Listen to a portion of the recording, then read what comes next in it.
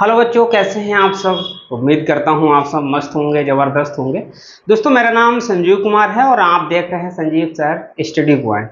बच्चों, इस वीडियो में मैं आप सभी को बताने वाला हूं क्लास 10 प्रश्नावली 5.2 का ये 7वां प्रश्न है। और बच्चों, प्रश्न मेरे पास दिया है कि उस एपी का 31वां पद ज्ञात कीजिए जिसका 11वां पद 38 है और 16वां पद 73 है। सवाल बड़ा ही इंपॉर्टेंट है बच्चों, बोर्ड एग्जाम में कई बार पूछा जा चुका है, तो इसको हम बहुत ही आसान तरीके से कैसे सोल्व करना है, सारी जानकारी इस वीडियो में मैं आप सभी को बताने वाला हूं। अगर आप क्लास 10 के स्टूडेंट हैं, इस बार कक्षा 10 में पढ़ाई कर रहे हैं, तो यार इस वीडियो को आपको जरूर देखना है और इस प्रश्न को आपको जरूर सीखना है। बच्चों, सबसे पहले हम क्या करेंगे, मुझे 31वां पद ज्ञात करना है, जबकि इसमें दिया है 11वां पद। ठीक है, 11वां पद 38 दिया है। बच्चों, 11वें पद को हम काहे से लिखते हैं, पहले चीज ये बताओ। कहेंगे 11वें पद को हम लिखेंगे A11 से। ठीक है, 11वें पद को लिखना मुझे काहे से है, A11 से। ठीक है, 11वें पद को काहे से लिखा जाता है, ABCD का जो अक्षर होता है A और यहाँ लगा देंगे 11, तो इसे कहते हैं 11वां पद। 11वां पद बच्चों दिया कितना है, कहेंगे 11वां पद इसमें दिया है 38। कितना दिया बच्चों, 38 दिया है। ठीक है, अब 11वां पद 38 है और 16वां पद हमारा 73 है। तो बच्चों, 11वें पद का फार्मूला क्या होता है, कहेंगे फार्मूला तो भाई बहुत ही सिंपल होता है 11वें पद का। कि 11वें पद का फार्मूला क्या कहेंगे, प्रथम पद लिखेंगे। प्रथम पद को बच्चों कैसे लिखा जाता है, ए से तो लिखा जाता है। कि 11वें पद का फार्मूला अगर लिखना है तो हम मुझे प्रथम पद लिखना है। प्रथम पद में मुझे डी जोड़ देना है। बच्चों, क्या जोड़ देना है, डी। डी होता है सार्वधातुक और डी जुड़ेगा कितना, 11वां पद है तो इससे एक कम डी जोड़ो, मतलब 10 डी जोड़ दो, है ना। अब यहाँ 11वां पद दिया था 38, तो यहाँ 11वें पद के जगह पर हम क्या लिख सकते हैं, 38 लिख सकते हैं नहीं बच्चों, बताओ। अब बराबर में हो जाएगा A प्लस 10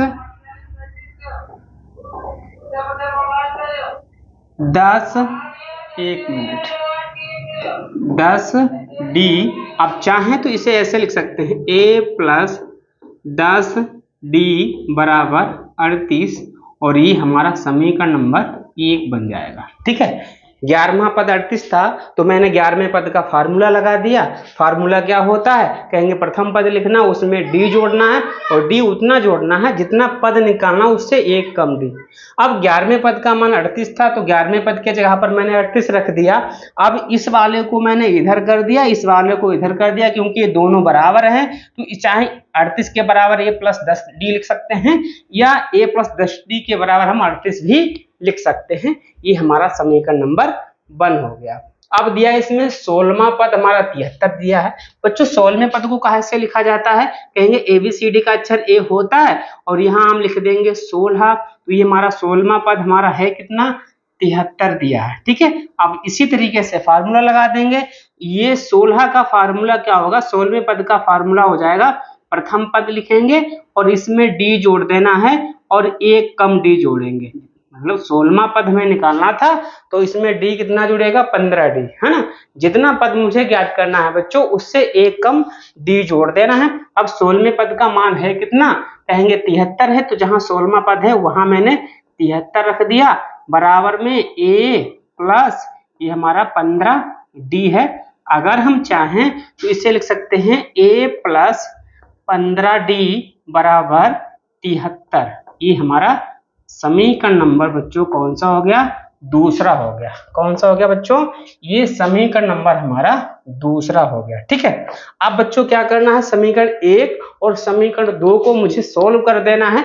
चाहे विलोपन विधि द्वारा सोल्व करो और चाहे प्रतिस्थापन विधि द्वारा सोल्व करो, और जिससे मुझे प्रथम पद और डी का मान निकल के आ जाएगा। ठीक है, तो मुझे लिखना है बच्चों, लिखेंगे समीकरण 1 समीकरण 1 व समीकरण 2 से, है ना। समीकरण 1 व समीकरण 2 से हल कर देंगे भाई।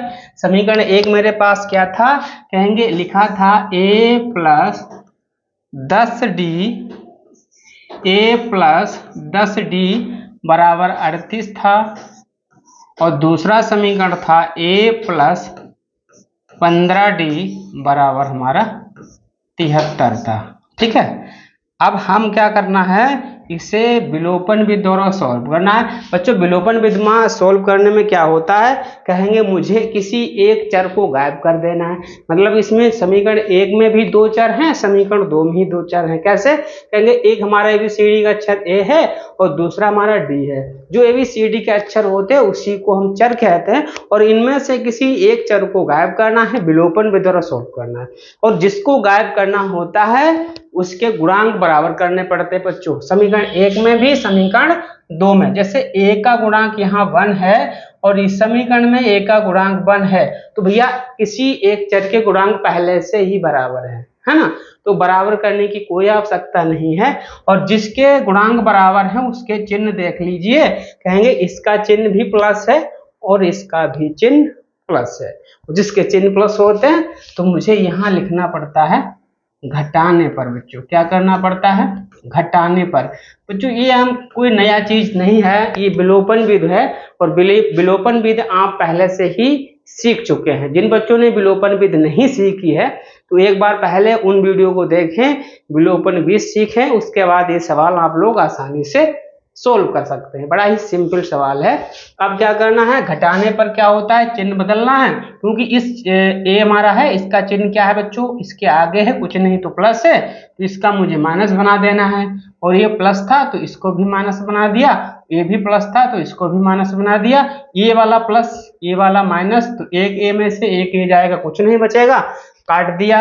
अब ऊपर वाला 10D और नीचे वाला 5D, डिफरेंस चिन्ह घटा दो तो माइनस का हमारा 5D बचेगा। ठीक है बच्चों, इसी तरीके से 73 में से हम 38 घटा देंगे, 73 में से हम 38 घटाएंगे, यहाँ हुआ 13, 13 में से 8 के 5, 6 में से 3, 35 बचे। बच्चों का है बचे माइनस के ही 35 बचे, माइनस से माइनस कट जाएगा, D बराबर हो जाएगा 35 और बटे में 5, 5 एकम 5, 5 सत्ते 35। D का मान बच्चों कितना आ गया, कहेंगे D का मान तो भाई 7 आया है। कितना आया बच्चों, D का मान 7 आया।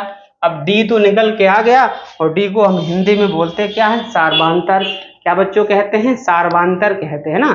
अब इस D के मान को चाहे हम समीकरण 1 में रख दें या समीकरण 2 में रख दें, जिससे हमारा समीकरण 1 का भी मान आसानी से निकल जाएगा। ठीक है, तो मुझे क्या कर देना है, यहाँ लिखना है, कहेंगे D का मान समीकरण 1 में रखने पर, समीकरण 1 में रखने पर, है ना भाई, बड़ा ही सिंपल है। समीकरण 1 उतार लीजिए, कहेंगे समीकरण 1 था A प्लस 10D बराबर 38 था।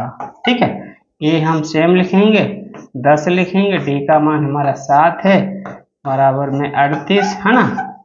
अब बच्चों क्या है, हम कर देंगे A बराबर 10 की गुणा 7 से 70 आ जाएगा, बराबर में 38।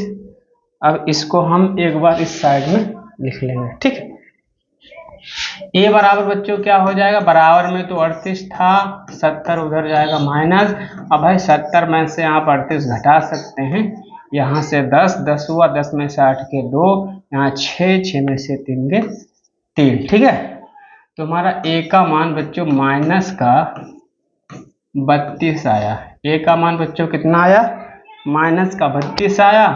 अब मुझे A का मान पता हो गया, D का मान पता हो गया, और मुझे निकालना है 31वां पद। बच्चों क्या निकालना है, 31वां पद निकालना है। फार्मूला लगाओ, और 31वें पद को हम A कैसे लिखते हैं, A31, है ना, A31 लिखेंगे। इसका फार्मूला होगा प्रथम पद और उसमें 30D जोड़ देंगे, है ना।